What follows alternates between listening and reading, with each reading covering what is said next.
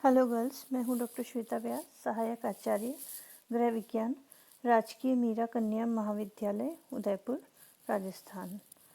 हम पढ़ रहे थे community health and family welfare और उसमें हम 4th यूनिट पे पहुँचे हैं और 4th यूनिट में हम रिप्रोडक्टिव सिस्टम पढ़ चुके हैं। हम गैमेटोजेनेसिस पढ़ चुके हैं, यानी कि प्रजनन संस्थान क्या है, नर का या मादा का, यानी कि मेल का या फीमेल का। और इसी तरह से गैमीट्स जो होते हैं, यानी कि युग्मक होते हैं, वो भी आप पढ़ चुके हैं। स्पर्म और ओवा, यानी कि अंडक और शुक्राणु के बारे में। फिर इसके बाद में हम फर्टिलाइजेशन पढ़ चुके हैं, यानी कि निषेचन किस प्रकार से होता है, दोनों मिलकर के और एक निषेचित जायगोट बनाता है, यानी कि युग्मज बनाता है। और वो युग्मज जो है आगे जा कर के फीटस या भ्रूण में डेवलप होता है और फिर वो भ्रूण जो है वो अंत में शिशु के रूप में जन्म लेता है। तो हम इसके बारे में अब पढ़ेंगे कि ये किस तरह से भ्रूण के रूप में विकसित होता है। सबसे पहले देखें कि गर्भ में स्थापित होने के पश्चात से ही भ्रूण का विकास प्रारंभ हो जाता है। पहले दिन से कुछ न कुछ विकास शुरू हो जाता है। सामान्यतः गर्भावस्था 40 सप्ताह या 280 दिन या 2 माह 7 दिन की मानी जाती है और भ्रूण का विकास जो है निम्न अवस्थाओं में होता है, वो हम आगे देखते हैं। जैसे कि प्रथम सप्ताह में आप देख रहे हैं कि भ्रूण जो है गर्भाशय कला में स्थित हो जाता है और ऊपरी आवरण फटकर अपरा का निर्माण होता है, यानी कि प्लेसेंटा का। इसके बारे में हम पिछले लेक्चर में पढ़ चुके हैं कि जो ऊपर जो जाइगोट है उसकी आउटर जो लेयर होती है वो अलग हो जाती है बीच वाली लेयर से, और वो जो ऊपरी लेयर है वो फट करके और प्लेसेंटा का निर्माण करती है और इसमें से अंकुर निकलकर गर्भाशय से भ्रूण को मजबूती से बांधे रखते हैं। जैसे कि आप डायग्राम में देख रहे हैं कि अंगुली जैसी संरचनाएं हैं निकली हुई है जो कि भ्रूण को पकड़े रख रही है। और भ्रूण की वृद्धि उसके ऊपरी रक्षात्मक परत के फट जाने से प्रारंभ होती है। ऊपर ऊपर जो आप स्किनी दिखाई दे रहा है आपको, तो वो चेंज हो जाता है। फिर द्वितीय सप्ताह में देखा जाए तो भ्रूण की कोशिकाओं में निरंतर विभाजन प्रक्रिया होती है। इसमें से कुछ तो अपरा का निर्माण करते हैं, कुछ शिशु के विकास के लिए काम आते हैं और शेष जो है उल्ब कोश का निर्माण करते हैं, जिसमें रह कर के शिशु सुरक्षित रहता है, यानी कि एमनियोटिक सैक भी जिसको कहते हैं। आप आगे कहीं भी पढ़ेंगे तो एमनियोटिक सैक या एमनियोटिक फ्लूइड, इनका नाम आप सुनेंगे, तो उससे आपको पता चलेगा। जो भ्रूण की कोशिकाएं हैं उनमें से देखो हर एक का अलग अलग काम हो जाएगा, ये सब एक जैसी नहीं है, इनका विभेदीकरण होगा। तो इनमें से कुछ तो अपरा का निर्माण करेंगे, यानी कि प्लेसेंटा का, कुछ शिशु के विकास के लिए काम आएंगे और जो बाकी के हैं वो एमनियोटिक फ्लूइड या एमनियोटिक सैक का निर्माण करते हैं, जिसमें रह करके शिशु सुरक्षित रहता है। अब नाभि नाल का निर्माण जो है मूल कोशों के द्वारा होता है, जिसकी सहायता से मात्र रक्त वाहिनी से खाद्य सामग्री और ऑक्सीजन भ्रूण तक पहुंचता है। ये ऐसा दिखाई देता है। द्वितीय सप्ताह में देखें कि आउटर लेयर दिखाई दे रही है, एक बन गई है और उसके अंदर जो बाकी के जो सेल्स हैं वो इसके अंदर ग्रोथ कर रहे हैं, इसको कहते हैं मोरूला। तीसरा सप्ताह में क्या होता है कि कोश समूह जो है शिशु का रूप ले लेता है और इस समय शिशु के शरीर के विभिन्न अंगों की प्रारंभिक बनावट को देखा जा सकता है और इस समय में बालक का सिर और मस्तिष्क का भाग अधिक वृद्धि करता है। तो आप आगे चित्र में देखेंगे कि जो सिर और मस्तिष्क है वो सबसे बड़ा हिस्सा दिखाई दे रहा है, बड़ा, और बाकी का हिस्सा जो है छोटा दिखाई दे रहा है। चौथे सप्ताह में भ्रूण की लंबाई 3 सेंटीमीटर होती है। देखिए बहुत ज़्यादा नहीं है ये, 3 सेंटीमीटर बहुत छोटी सी होती है। आप अगर सेंटीमीटर स्केल से देखेंगे तो बहुत ही कम है। इसी अवस्था में भी भ्रूण तेज़ी से विकसित हो जाता है और आंतरिक अंग जैसे कि मस्तिष्क, हृदय, फेफड़े, यकृत आदि बन जाते हैं और कार्य करने की प्रारंभिक अवस्था में भी पहुंच जाते हैं। ये कितना देखिए तेज़ डेवलपमेंट है। फिर 5वां सप्ताह होता है, तब तक सिर व धड़ की अस्थियों का निर्माण तेज़ी से होता है। हाथ और पैर की अस्थियां भी, उनका भी शुरुआत हो जाती है और नज़र आने लगती है, जैसे कि आप इस डायग्राम में देख रहे हैं। ये 3rd वीक है, जो फर्स्ट वाला आप डायग्राम देख रहे हैं ये ब्लास्टोसिस्ट है और इसमें से ये नीचे की तरफ दिखाई दे रहा है जो आपको गुच्छा जैसा, वो जो है भ्रूण डेवलप हो रहा है। इसमें प्रत्येक सेल की अलग अलग कार्य हैं जो शुरू हो जाएंगी। अब तीसरे से चौथे वीक में देखिए कि कितना तेज़ डेवलपमेंट हुआ है कि अभी आपको दिखाई देने लगा है कि ये ऊपर की तरफ सिर है और ये पीछे की तरफ पूंछ सी बनने लगी है, और ये जो आपको डॉट्स दिखाई दे रहे हैं वो उनके हाथ पैर लिम्ब्स जो हैं बनने शुरू हो गए हैं इसके अंदर। फिर छठे सप्ताह में भ्रूण की लंबाई 5 सेंटीमीटर हो जाती है और हाथों व पैरों की अंगुलियां बढ़ जाती हैं और आपस में जुड़ी रहती हैं। इस अवस्था में भ्रूण की सुविकसित पूंछ होती है व पेट बड़ा रहता है। 7वें सप्ताह में भ्रूण एक निश्चित आकार ले लेता है, उसके कान और पलक विकसित होने लगते हैं, आंतरिक अंग भी अपना निर्धारित स्थान ले लेते हैं। चेहरे के विभिन्न अंगों को स्पष्ट देखा भी जा सकता है इसमें।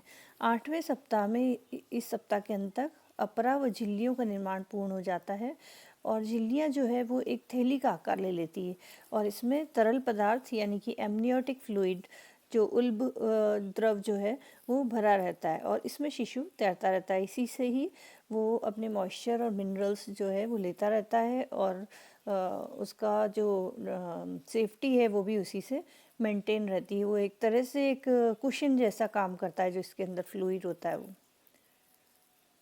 जैसे कि आप इस डायग्राम में इस चित्र में देख रहे हैं, जो 7वां वीक है उसके अंदर देखें कि आंखें डॉट दिखाई दे रहे हैं आपको, हाथ और पैर के ऑर्गन्स भी अलग अलग दिखाई दे रहे हैं। जो हार्ट है और इंटरनल ऑर्गन्स है वो क्योंकि झिल्ली बहुत बारीक है तो उसके अंदर से दिखाई दे रहे हैं कि ये ऑर्गन्स बन गए हैं और वो अपना थोड़ा थोड़ा काम भी शुरू कर देते हैं। और फिर 8th वीक में देखें, ये झिल्ली के बिना इसमें दिखाया गया तो हाथों की अंगुलियां स्पष्ट दिखाई दे रही है जो दूर दूर हैं और एक छोटी सी पूंछ भी नीचे दिखाई दे रही है। सिर जो है अभी भी बहुत बड़ा है, नाक और मुंह भी स्पष्ट दिखाई दे रहे हैं। गर्भावस्था का तीसरा माह जब आ जाता है तो तीसरे महीने में अंगुलियां अलग अलग हो जाती हैं। जो चिपकी हुई दिखाई दे रही थी, एक आपने देखा होगा अगर जलचर जो होते हैं उनकी अंगुलियां एकदम पास पास होती है, उसके ऊपर एक झिल्ली होती है, उसी तरह का शुरुआती सप्ताहों में डेवलपमेंट होता है। लेकिन तीसरे माह में ये मानव शिशु का रूप लेने लगता है और इसमें अंगुलियां अलग हो जाती है, पूंछ गायब हो जाती है। जो आपने पिछले चित्र में देखा था छोटी सी पूंछ थी वो गायब हो जाती है, शरीर थोड़ा लंबा हो जाता है, त्वचा पारदर्शी और पतली हो जाती है और इस माह के अंत तक शिशु की लंबाई 6.5 सेंटीमीटर और वज़न 14.2 ग्राम का होता है। देखें कि अभी भी ये बहुत ही छोटा है, बहुत ही कम भार का है, केवल 14-15 ग्राम। आप सोचिए कितना सा वजन होता है इस समय में, लेकिन शिशु का डेवलपमेंट काफ़ी सारा हो चुका है। महिला का उदर भाग भी बढ़ने लगता है, काफ़ी दिखाई देने लगता है। इसी समय ग्रोथ स्टार्ट होती है। तो इस समय गर्भवती महिला जो है उसमें रक्त की कमी होने लगती है क्योंकि रक्त उसके अंदर जाने लगता है, शिशु के अंदर उसको नरिशमेंट या जो उसका पोषण है वो करने लगता है। इसलिए इसी समय से आयरन की डेफिशिएंसी होने का चांस रहता है, इसलिए आयरन की गोलियां दी जाती है। रक्त में तरल पदार्थ की मात्रा अधिक हो जाने से लाल रक्त कणों यानी कि आरबीसी की संख्या में कमी आ जाती है, कंसंट्रेशन में कमी आ जाती है। इसके लिए आयरन की गोलियां दी जाती है जिससे कि आरबीसी और भी ज़्यादा बन सके। फिर आता है चौथा माह। चौथे माह में शिशु की अंगुलियों पर नाखून आने लगते हैं। शिशु की पीठ जो है धनुषाकार हो जाती है, यानी कि झुकी हुई रहती है, सिर नीचे की ओर झुका रहता है, जैसे पिछले चित्र में भी देखा आपने वो वैसा ही बना रहता है और मसूड़ों में दांत बनने शुरू हो जाते हैं। सिर पर छोटे छोटे बाल भी आ जाते हैं और 16 सप्ताह समाप्त होने पर मांसपेशियां सक्रिय हो जाती है, यानी कि वो अपने हाथ पैर हिला सकता है। शिशु की लंबाई 10 से 12.5 सेंटीमीटर की, देखिए कि पिछले महीने 6.5 सेंटीमीटर थी और अगले महीने 12.5 सेंटीमीटर तक हो सकती है और वजन जो है 114 ग्राम तक हो जाता है। देखिए कितना ज़्यादा इसके अंदर अंतर आ गया।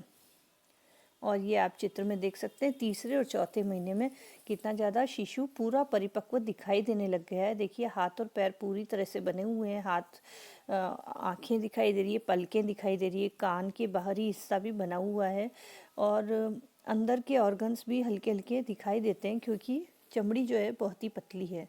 लेकिन देखिए कि सिर अभी भी बहुत बड़ा है और गर्दन से जुड़ा हुआ है, यानी कि ये जो बीच का जगह है पतली गर्दन दिखाई देनी चाहिए वो अभी नहीं दिखाई दे रही है, अभी जुड़ा हुआ है। तो इसमें इसके बाद देखिए और क्या डेवलपमेंट होते हैं। 5वें माह में इस माह में शिशु की लंबाई 20 सेंटीमीटर हो जाती है और वज़न जो है 300 ग्राम हो जाता है। 18 से 20वें सप्ताह के मध्य में शिशु में जीवन आ जाता है। जीवन कैसे आ जाता है? पहले से भी जीवित था वो, लेकिन अब जीवन इस तरह से आ जाता है कि हृदय गति प्रारंभ हो जाती है, उसका खुद की हार्ट बीट स्टार्ट हो जाती है, जो कि स्टेथोस्कोप से सुनी जा सकती है। इस समय में डॉक्टर्स अगर उसको स्टेथोस्कोप से सुनते हैं तो उनको पता चलता है कि हार्ट बीट सुनाई दे रही है। शिशु की गतिशीलता होने लगती है और वो हाथ पैर हिलाने लगता है, वो अपना मूवमेंट भी करता है, इधर से उधर ट्विस्ट करता है। गर्भवती महिला का उदर प्रदेश जो है वो इस समय काफ़ी बढ़ा हुआ नजर आने लगता है। छठे माह में शिशु की त्वचा पर कोमल रोएं भी होते हैं। सिर के बाल तो पहले ही स्टार्ट हो गए थे और बाकी शरीर पर भी छोटे छोटे कोमल से रोएं शुरू हो जाते हैं और शिशु की क्रियाशीलता में वृद्धि होती है। विशेष तौर से जब महिला विश्राम की अवस्था में होती है उस समय किकिंग और हाथ पैर हिलाना या मूवमेंट करना ये देखा जाता है।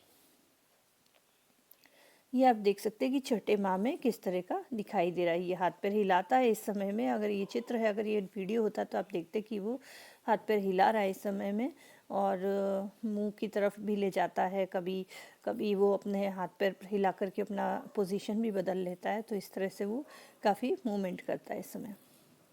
7वें माह के पश्चात शिशु स्वतंत्र रूप से जीवित रह सकता है। तो आपने सुना होगा कि 7वें महीने में भी जन्म हो जाता है और लेकिन बच्चा काफ़ी वीक होता है इस समय में, क्योंकि आपने पिछले पिछले महीने के बारे में जब पढ़ा था तो वो बहुत ज़्यादा वजन नहीं, उसका 300-400 ग्राम वजन है।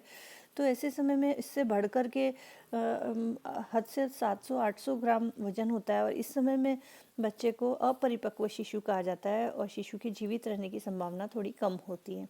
इस अवस्था में शिशु की लंबाई और वजन तीव्रता से वृद्धि करते हैं। अगर इस समय जन्म नहीं होता है, नहीं होना भी नहीं चाहिए, तो इस समय में क्या होता है कि शिशु की लंबाई और वजन तब बढ़ना शुरू करते हैं। अभी तक सिर्फ डेवलपमेंट हो रहा था और अब लंबाई और वजन बढ़ते हैं और वो पूरे शिशु के रूप में तैयार होने लगता है।